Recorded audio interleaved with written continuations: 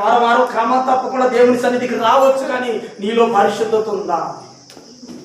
సేదైన వేరు ఏదన్నా ఉందేమో సరి చేసుకోమని ప్రభు మాట్లాడుతూ ఉన్నాడు. ఆ సేదైన వేరు నువ్వు తీసేసుకుంటే ప్రభు రాజ్యంలో నీవు ఉంటావు, ప్రభుని చూడగలుగుతావు. పరిశుద్ధత ఉంటేనే ప్రభుని చూడగలిగేది.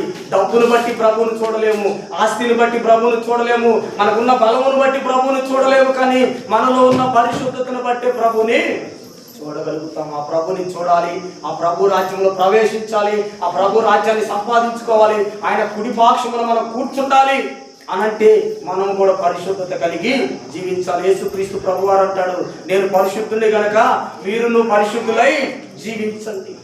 మరి ఆ పరిశుద్ధత లేకుండా ప్రభు తండ్రి యొక్కకు చేరాడా? ఎవరి ఈ లోకములోకి వచ్చాడు? కలంకమైనను మచ్చైనను డాగైనను లేకుండా బ్రతికిన వాడండి నా ప్రభు. నాలో పాపం ఉందని మీలో ఎవరన్నా స్థాపించగలరా అని అడిగిన వ్యక్తి నా ప్రభు. దేవునికి స్తోత్రం చెబుదామా? మన పరిశుద్ధుని చేరాలంటే నువ్వు కూడా అనగలిగే స్థితిలోకి రావాలి. నీవైనా నేనైనా పరిశుద్ధత ధరించుకోకుండా ప్రభుని చూడలేము కనుక మనం కూడా లోకాన్ని జయించే శక్తిలోకి రావాలి, లోకాన్ని ఎదిరించే ఆలోచనలోకి నడవాలి. లోకాన్ని అంటే పాపాన్నండి. లోకం అనగా పాపమే. లోకములో ఉన్నదంతా శరీరాశ, నేత్రాశ, జీవపు దమ్ముమై ఉన్నది.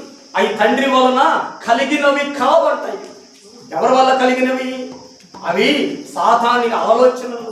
మనిషి దేవుడి రాజ్యానికి మనిషిని చెడగొట్టడానికి కలిగిన తలంపులు అవి. శరీరాశ, నేత్రాశ, జీవపుటము అవి తండ్రి వలన కలిగినవి కాదు. ఈరోజు పరిశుద్ధతగా బ్రతికి ప్రభు రాకడలో రాజ్యంలో ప్రవేశించాలి. ప్రభు అంటాడు, నేను జయించి నా తండ్రి సింహాసనం ఎదుట కూర్చున్న ప్రకారము మీరు జయించుంటే నా సింహాసనం ఎదుట కూర్చుంటానంటారు. దేవుడికి స్తోత్రం చెల్లుతామా? హల్లెలూయా. యేసుక్రీస్తు ప్రభువారు సమస్తమును జయించి ఆ తండ్రి కుడిపాక్షమున కూర్చున్నాడండి. నీవు కూడా ఈ లోకాన్ని జయించగలిగితే నా ప్రభు కుడిపాక్షమున కూర్చుండగలుగుతావు. ఆ కుడిపాక్షమున కూర్చుండే కృపను పొందుకోవాలి. ఈ లోకములోనిది ఉన్నదంతయో మనం చెప్పుకుంటూనే ఉన్నాం ప్రతిసారి. శరీరాశ, నేత్రాశ, జీవపు ఇది పరలోక మనిషిని తీసుకొని వెళ్ళదు. పరిశుద్ధత లేకుండా ఎవరు ప్రభువుని చూడలేరు. నీకు కలిగి ఉన్నది ఏదైనా కానీ, నీకు ఏది కలిగి ఉండొచ్చు, ఒకవేళ లేని స్థితిలో నీవు ఉండొచ్చు, దీన స్థితిలో ఉండొచ్చు, దరిద్రపు స్థితిలో ఉండొచ్చు, ఎందుకు పనికిరాని స్థితిలో ఉండొచ్చు, వేదన చేయబడవచ్చు, వెగతాలు చేయబడవచ్చు. అయినా నువ్వు దేవుని ఎదుట నమ్మకంగా నువ్వు నిలబడితే, ఆ దేవుని ఎదుట పరిశుద్ధుడిగా నువ్వు నిలబడితే ఆ ప్రభు రాజ్యంలో నువ్వు ఉంటావు. నీ యొక్క 100 మంది నిన్ను దూషిస్తున్నారని ప్రభు దూషించడు. నువ్వు ప్రభు ఎదుట నమ్మకంగా నీవు ఉంటే ఇక్కడ 1000 మంది నీకు ప్రపంచం అంతా వేరే నీకు బ్రతకొచ్చు, కానీ ఆ తండ్రి నీకు తోడైతే తండ్రి రాజ్యంలో నువ్వు ఉంటావు. దేవుడికి స్తోత్రం చెబుదామా? ఇక్కడ నువ్వు 1 కోటి మందిని సంపాదించుకున్నా, ఇక్కడ 1 కోటి మందిని నువ్వు భాగం పెట్టుకొని జీవిస్తున్నా, దేవుడి కృప లేకపోతే రేపు పరలోక రాజ్యంలో స్థానము లేదు. అందుకే పరిశుద్ధంగా ఎవరైతే జీవిస్తారో, పరిశుద్ధులుగా ఎవరైతే బ్రతుకుతారో వారే ప్రభుని చూడగలుగుతారు. ఆ పరిశుద్ధత లేకుండా ప్రభుని ఎవరు చూడలేరు కనుక మనలో ఉన్న సేదైన వేరు అది కనిపించదు, పైకి అగపడదు.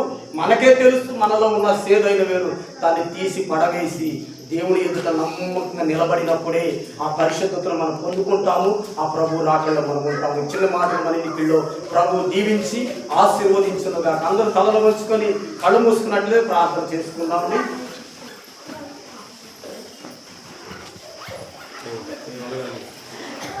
ప్రార్థన చేసుకున్నాం. అందరూ తలలు వంచుకొని కళ్ళు మూసుకుని ప్రార్థన.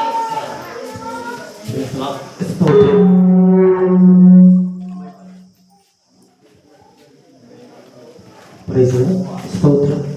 ప్రార్థన చేసుకున్నాం. స్తోత్రములు స్తోత్రములు స్తోత్రములు స్తోత్రములు తండ్రి, మహాపరిశుద్ధుడా, జీవాధిపతి, సర్వాధికారి, సర్వశక్తిమంతుడా, నీ అపారమైన ప్రేమను బట్టి, ఉచితమైన ఉన్నతమైన కృపలను బట్టి ప్రార్థిస్తూ ఉన్నాం ప్రభువా. ఈరోజు నీ కృపను పొందుకోలేకపోవటానికి ప్రభువా, నీ సన్నిధికి వస్తూ నీకు సమీపంగా ఉండలేకపోవటానికి మాలో ఏదో సేదైన వేరు